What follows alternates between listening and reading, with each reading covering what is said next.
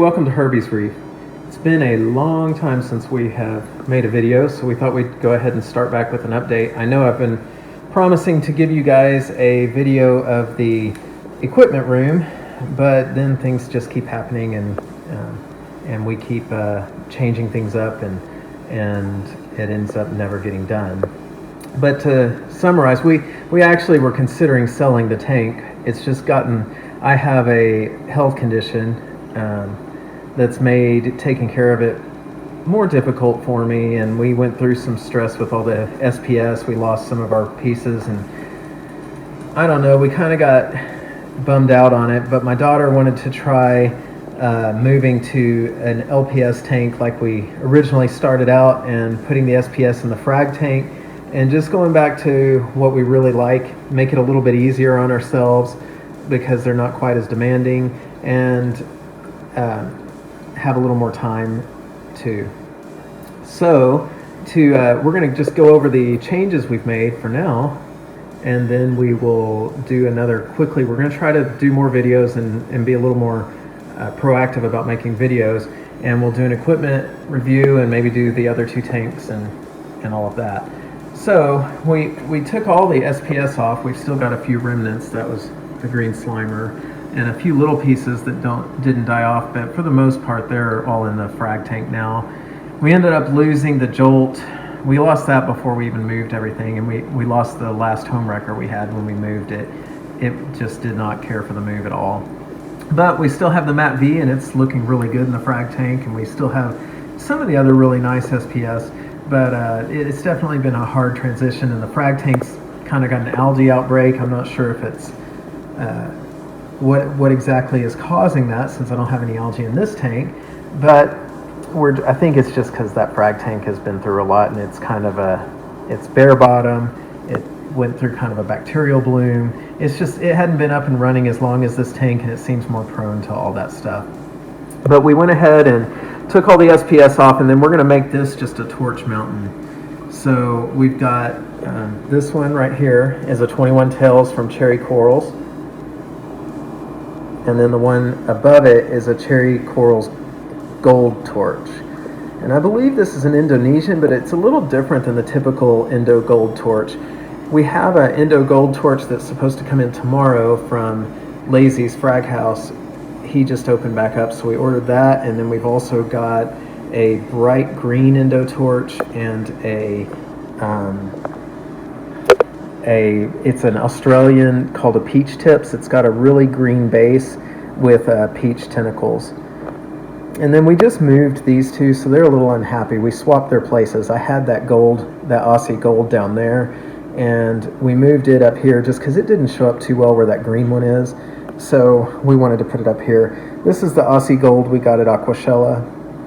And then that is the, well, that's a damsel, but this is the Chalice, the Rajah Rampage. We also got that at Aquashella. It's been growing really well. I don't know if I'm going to leave it here. It seems to grow even in the dark, but before we had a torch right in this spot right here, and it was this one. And we're making room for our delivery tomorrow, so we moved it, and it looks so much better now that torch isn't there, just because it's got more light on it.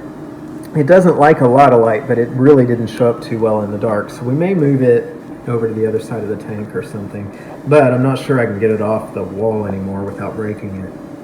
And then this is a little elegance we got from Aqua SD. They actually sent us the wrong one, so we've also got a new elegance coming in this week that we'll just put it next to this. They're going to let us keep this one, and they're sending us another one. It's not the one we originally ordered. They don't know what happened to that one, but they're trying to make it good. This is a wall hammer, and it's becoming one of our favorites. It's kind of a muted color, but it's got gold hints, and it's got a teal, and it's just really a cool looking wall hammer. It's always happy and fluffy, and it's got lots of color to it, so we really like that one. And we got that one at a local frag swap. And then the anemones really love that we've turned the flow back down. They were hiding behind this rock for the longest time, but now they've really opened up. They're almost too big now. I may have to move this little Goniopora we've got here, but we like it there, so we're gonna see if it'll survive. And then we've got these hammers. and they're just kind of a plain hammer. Aqua SD called this one a super ultra, and they told me it was like glow in the dark yellow, but I find that to be a bit of an exaggeration. It's really a muted yellow. I've had a really bright green hammer, and that's what I was hoping to get, but this is not it. And then this is just our archway, which we put different Gonis on. This one is one we got from Live Aquaria, and we're not really, it doesn't look like it did in the picture, and we're not a huge fan of this, so we may end up moving it, but for right now we'll leave it there. And this one's an ORA Goni, and this was a freebie we got from Unique Corals, and this is a wild specimen that we got from our local fish shop. And our Duncans are huge back there. We thought about getting rid of them just because they take up so much space, but we moved them to the back, and they look kind of cool as a background. And then still have the candy canes. And then these are some various Gonis that we're growing. This one we got at Aquashella, and it's unique. This one's an Alveopora, but it's unique. It's got really dark stalks and then the green on the top. So we like it a lot. We'll probably leave this one in this tank. Some of these we're just kind of growing up to see how they look. This is a Aqua SD glitter Goni, and you can kind of see the glitter texture, and that's what we were after. We don't have one like that. And then we got this one free from a local reefer, or we traded with him for some other stuff, and this was part of the trade. So that one will probably go in the frag tank later, but we're just, this tank, Gonis love this tank, so we're letting them all get a little bit bigger before we move them. And this is one we're excited about, but it's just a tiny piece. The guy that we traded with almost lost his colony, and let me see if I can get it to focus. It's bright pink with yellow, and so it's just a tiny, tiny piece of it. This is zoomed in, but I'll show you how small it actually is.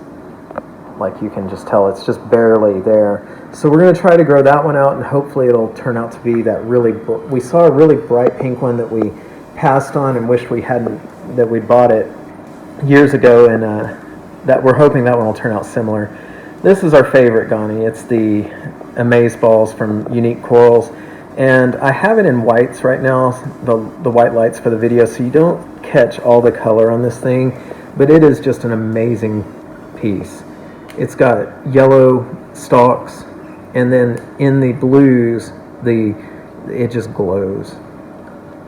And then there's our huge Goni that we've grown. We grew this from one probably about the size of this little glitter Goni here, and now it's this big. It's so huge. And then this is another Aura, red Aura Goniopora. So that's our garden there, and then we just have various zoas, and this one, that's the Jason Fox Cold Fusion Monty. It's really mainly green. It's got just that hint of purple on the left side, but not much of the purple. I don't know if we'd rebuy that one again, but it's okay. And then got all these zoas, and I think that's mostly it as far as the updates go. This is the one acro we left just because it doesn't seem to mind the dark, and we put it on the back wall just to see how it would do. I don't know if it seems to be growing and doing pretty well. I can't get it to focus very well, but we thought we'd give it a try and see if it'll survive. And then the fish are doing great. That's our triggerfish, blue jaw trigger, and everyone else is just growing and getting along pretty well. We have two fox faces in here, and they fight sometimes, but it seems to be a love-hate relationship. Sometimes they love each other, and other times they fight. And then this is a tiny, tiny little. We love these guys. I know some people hate the diamond gobies, but we love them. I love how clean they keep the sand bed, although you can see that he's new, so he hasn't done the best job right around here. But he's catching up. And we had another one that we loved, and I had this lid off for like 5 seconds one day, and we didn't notice. He jumped all the way to the middle of the room, and he was dead by the time we found him. So we're hoping this new one will do well. I think my fox faces are hiding. I see one of them over here. That's Herbie, our original. And then we got Tina in here somewhere, and she's a one spot. Oh, there she is. She's hiding under the zoas. So she has gotten huge. When we got her, she was probably an inch long. So we probably slightly overstocked on fish, but nitrates stay low. We got nitrates about 5, and phosphates are about 0.03, 0.04. So, and the only two that fight are the two fox faces. And like I said, sometimes they seem to really love each other, and then other times they chase around this tank like they're mad at each other. So I really don't know, but they seem to be doing okay for the most part. If we have to, we'll separate them, but for now we're going to keep them. So that's about it. We're going to try to, as we've been promising forever, do an equipment update soon, and I'll show off my nasty frag tank.